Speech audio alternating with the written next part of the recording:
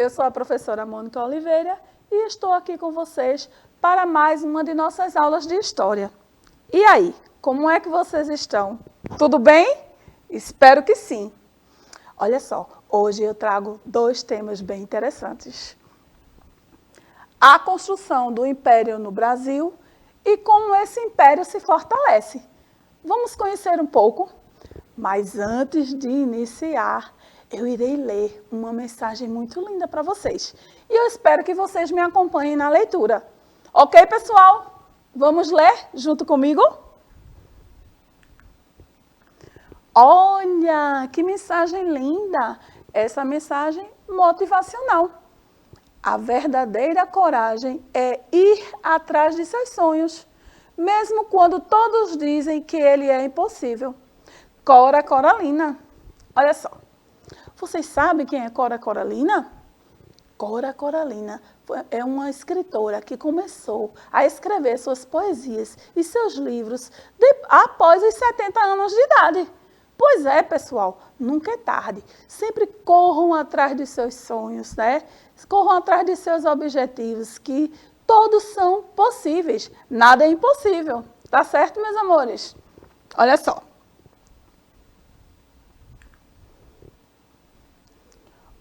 Hoje, nós iremos conhecer a construção do Império no Brasil.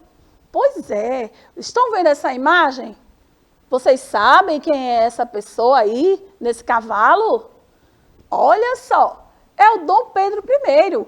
O Brasil Império foi um período da história brasileira que começou logo depois da independência do Brasil, declarada em 1822, quando Dom Pedro I fez o primeiro grito da independência, nas margens do Rio de Janeiro, nas margens do Rio Ipiranga, na cidade de São Paulo. Olha só.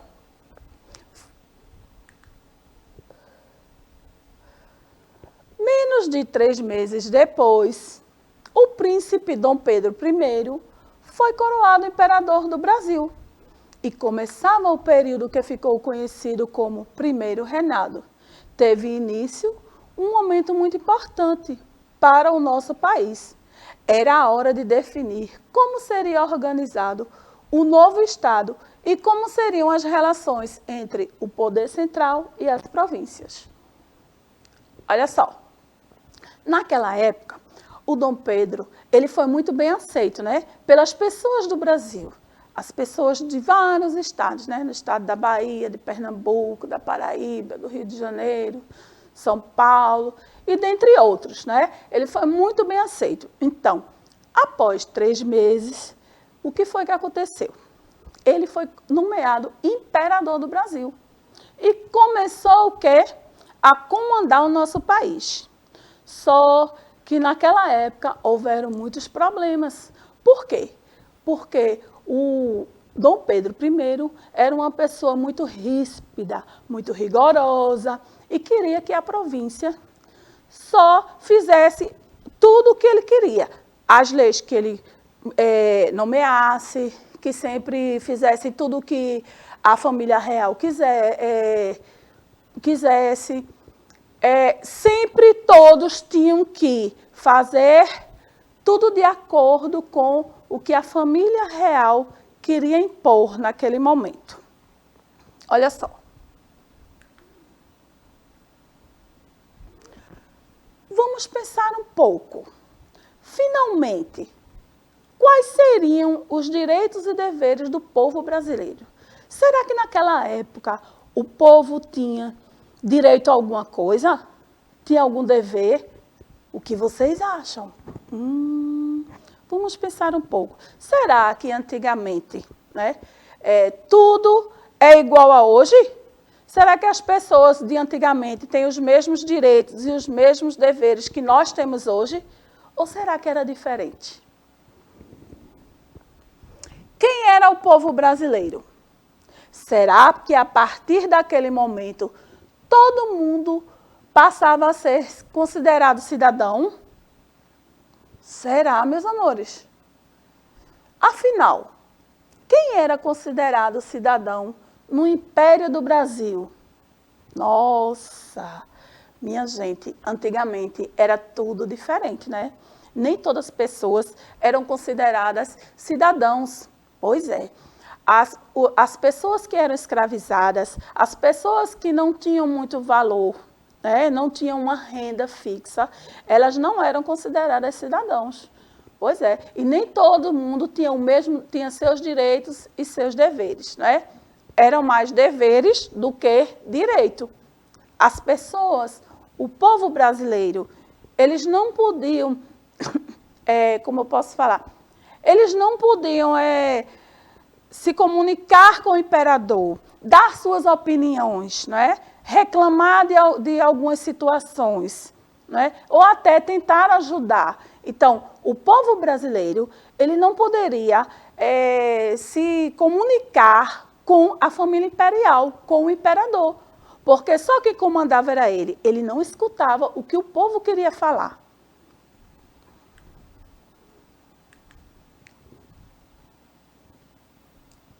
E a divisão política, né? Como era essa divisão? Não foram só os brasileiros que comemoravam os novos tempos. Os portugueses, que viviam aqui desde a vida da família real, se uniram para dar apoio político ao imperador. Dom Pedro I, eles formaram um grupo que foi conhecido como os portugueses, o Partido Português. Depois eu vou explicar quem foi que fez esse partido, tá bom? Já os brasileiros se dividiram em dois grupos, os democratas e os aristocratas. Pois é, meus amores. Olha só, esse grupo português, ele era regido pelos portugueses. Então, quem liderava? Quem liderava era a dinastia. A dinastia quer dizer famílias reais, né? Reis da família imperial. Eram vários reis. E o que é que eles defendiam? Eles defendiam tudo o que o imperador queria. Todos os objetivos, todos os conceitos, o que ele queria falar, o que ele queria impor. Então, todas as leis do imperador. Eles eram a favor do imperador. E o povo brasileiro não estava nada satisfeito com eles, não. E sabe como é que eles eram chamados? Eles eram chamados pés de chumbo. Por quê? Porque eles não queriam mudança dentro do governo. Eles queriam que tudo continuasse como estava. Sem o povo dar sua opinião, sem o povo poder falar, sem o povo colocar suas mudanças, pôr em prática. Então, eles tinham quem? O outro lado, que eram os brasileiros, que os brasileiros se uniram, foram bem mais fortes e criaram dois partidos muito fortes, que tinham o quê? Eram os democratas e os aristocratas, que eram os grandes intelectuais do Rio de Janeiro, que eram os jornalistas, que eram os advogados que comandavam esse partido, né? E eles tinham o quê? Eles tinham pensamentos diferentes. Ele queria que a nação pudesse falar, ele queria que a nação pudesse participar, que o povo fosse o quê? Participativo, que a família imperial não reinasse, tudo não fosse só a liderança do partido imperial, e que o povo brasileiro também tivesse poder, tivesse também a sua fala, pelo menos alguém escutasse suas opiniões. Então, esses dois partidos foram fortes, fortíssimos, e contribuíram muito com a nossa história, para que o povo brasileiro pudesse pôr em práticas as suas ideias, os seus objetivos, e tivesse o poder da fala também. Olha só, vamos pensar um pouco.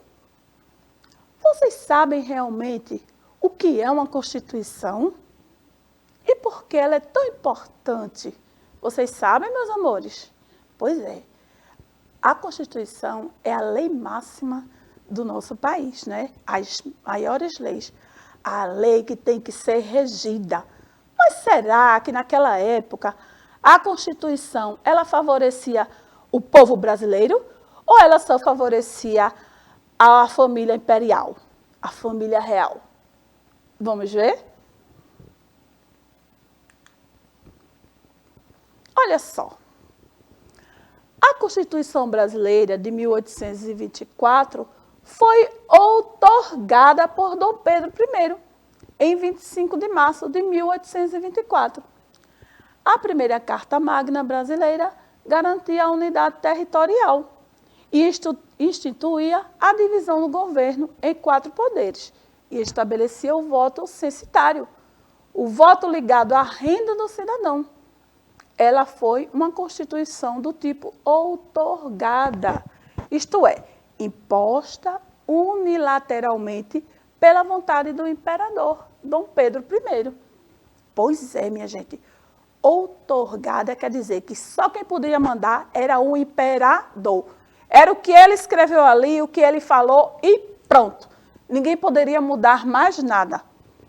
Vocês estão vendo que não foi legal? Vamos ver o que aconteceu. Olha só. O que a Constituição garantia ao povo brasileiro naquela época? Olha só. A garantia dos direitos individuais, liberdade, integridade física e propriedade de todos os cidadãos brasileiros.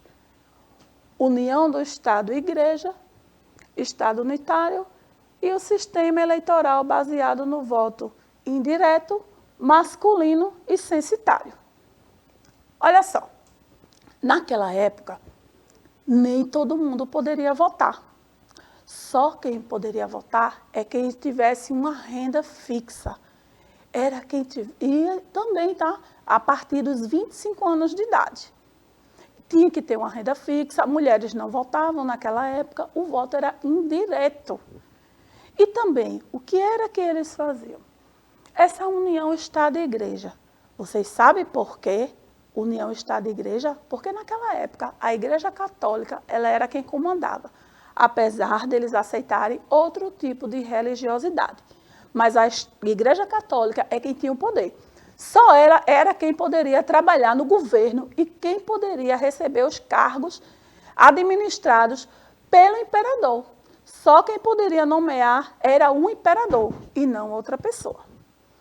E as pessoas, naquela época, elas não tinham direito de voto. Só se tivesse o quê? Um salário fixo e alto. Se ela não tivesse, ela não poderia votar.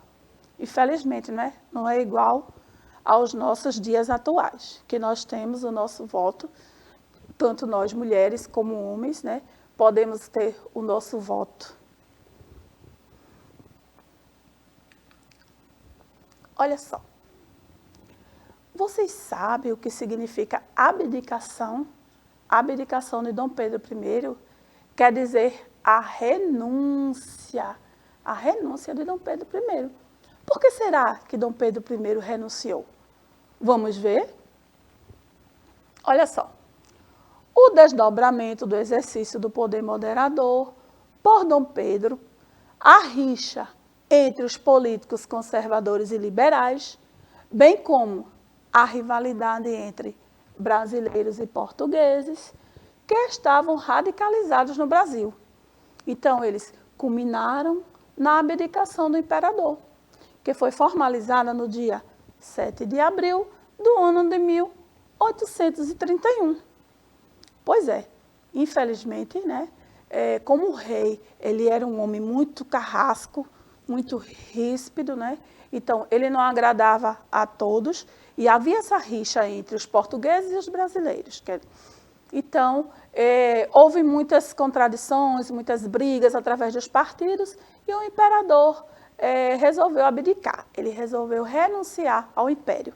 Então, o império teria que ser passado de pai para filho. E o seu filho, na época, o príncipe, ele tinha apenas 4 anos de idade e não poderia assumir o trono. E o que aconteceu? Os deputados e os senadores tiveram que fazer uma eleição entre eles para escolher quem iria assumir o cargo, né, de novo imperador. Mas só que essa aula nós iremos dar continuidade um outro dia. Tá bom, meus amores?